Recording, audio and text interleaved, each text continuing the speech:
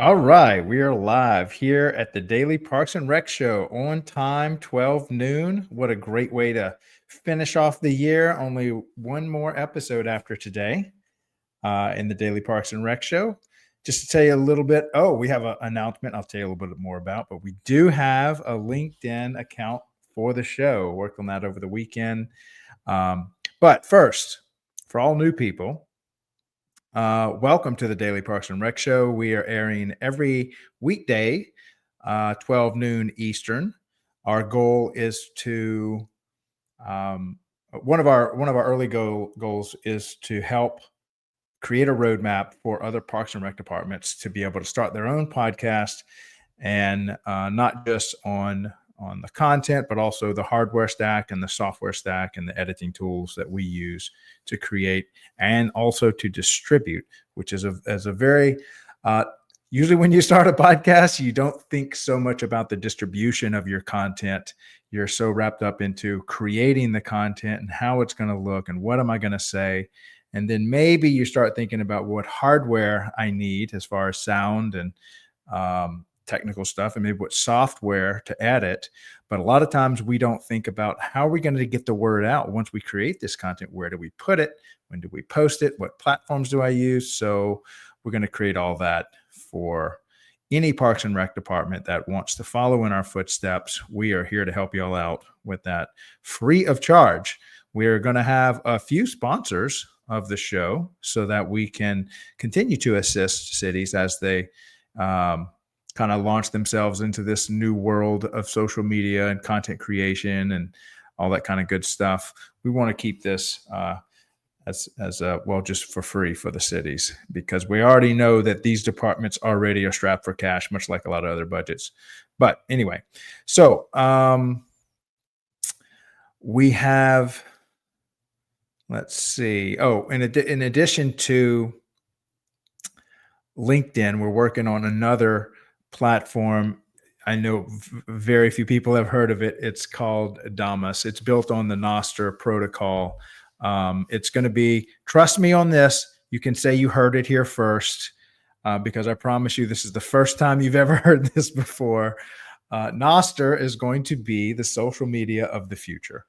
It's a totally decentralized way to communicate with each other that can't be censored, can't be taken down.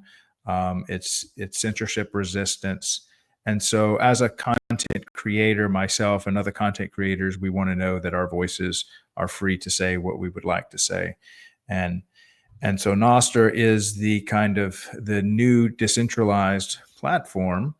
And one of the social media platforms is built on top of that is Damas. So I started working on that because I have some friends. Of course, y'all know my Bitcoin background. So that's a lot of my Bitcoin buddies are working on that. And I said, well, look, I'm creating a good show using all the normal names: Facebook, X, LinkedIn now, YouTube. And so they've encouraged me to also create content on this one. And the great thing about Nostr is it's not owned by anybody. It's owned by all the users. So there's no centralized authority that can kind of shut you down. And I think that's important in today's world, that we are that the people have their voice. And so I want to do my part in adding great content, even though Parks and Rec content might not be a content you find regularly on there, but we're going to throw it up there while we're distributing. That's part of our distribution. So you do create your content however you do. Here I am in my little recording studio at home. Then it goes off to my editing team, and then we have a distribution team. And so you just have your distribution team say, hey, we have a Facebook group, which is how the Parks and Rec Done Right started with the Daily Parks and Rec Show. We started with just people trying to get together for COVID because we were all on lockdown, and we wanted to continue to, have some type of social activity. And so we started the Parks and Rec Done Right Facebook group. That's blown up to 4,800 members. And we've kind of restarted that back up, rebranded it the Daily Parks and Rec Show, where we again highlight professionals. We have a couple of I think we're up to 9 interviews coming up in January. We picked up 2 more, and then we have Allison that's going to present her doctorate. Um, we'll learn a little bit more about her when she has her show. But I want to thank all the guest speakers we've had so far. Shonda's was last week, close friend of mine. She is formerly the director of Mobile, Alabama Parks and Recreation, and now she's moved up. I think she'll be running the place before long, maybe the whole state. I'll vote for you, Shonda. All right. So thank you to all our speakers. Let's see, what else did I have for the group? Oh, yeah. So we cannot go live on LinkedIn until we get 150 followers. So I will be reaching out to a lot of people that I'm already connected to. I know I have way more than that in the Parks and Rec community on my personal platform. So right now I have to go live on my personal LinkedIn account, but I'm going to move a lot of that towards the LinkedIn account.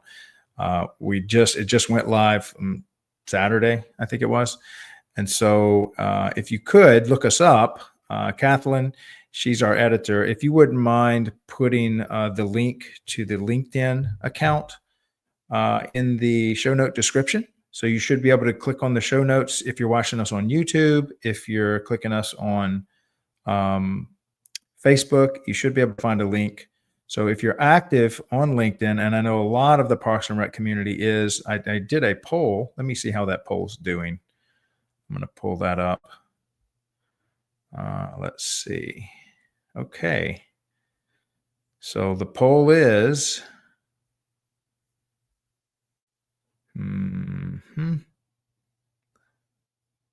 well, okay, here we go. So I did a poll. How often are you on LinkedIn? And here are the results. We've got 12%, 56 votes so far, and this is on the Facebook group.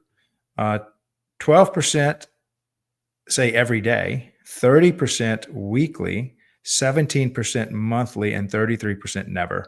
And then we have a rarely at 8%. So that means we're looking at, let's see, 30, 40, 50, nearly 60% are regular users of LinkedIn. So after seeing that, I knew we needed to go ahead and make sure we had a little presence on LinkedIn because that's where a lot of our community is. I kind of thought it was that way because I had a lot of people reach out to me on LinkedIn with what we were doing because I was posting this live. So I say that because we're going to have to create a little bit of a roadmap for how you distribute your content with LinkedIn. And LinkedIn's a lot different. I will say when distributing across these platforms, there are different mindsets. So when I'm looking for news, I go to X. When I'm looking for social activity, I'll go to Facebook, especially friends and family. But when I'm looking for business professionals or to network and talk about my career, I'm going to LinkedIn. If I'm looking to educate myself, I'm going to YouTube.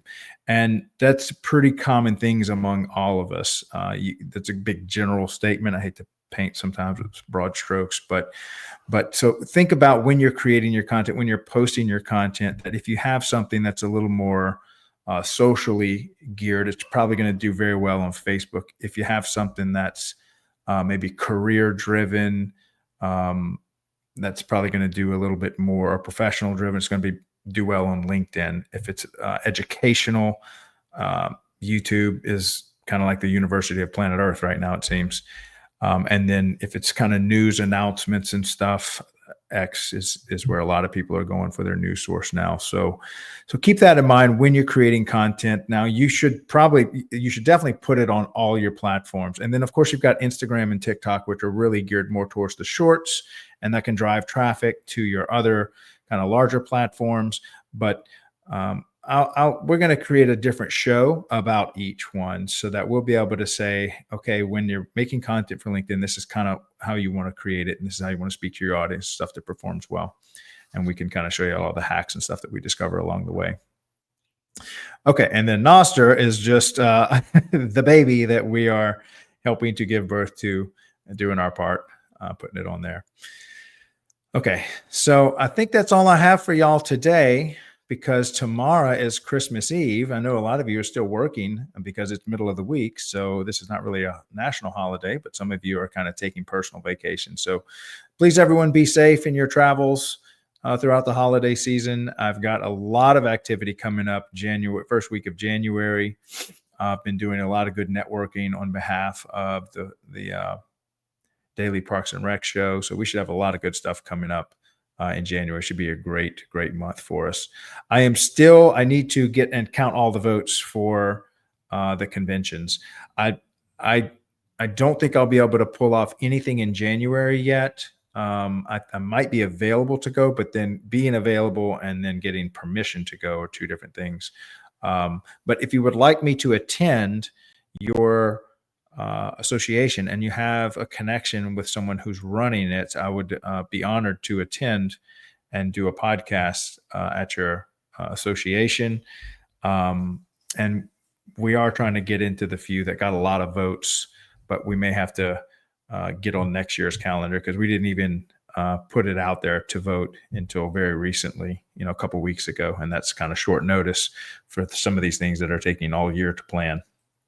But we are still running that poll. I will be putting that back up and seeing where we are, counting those votes.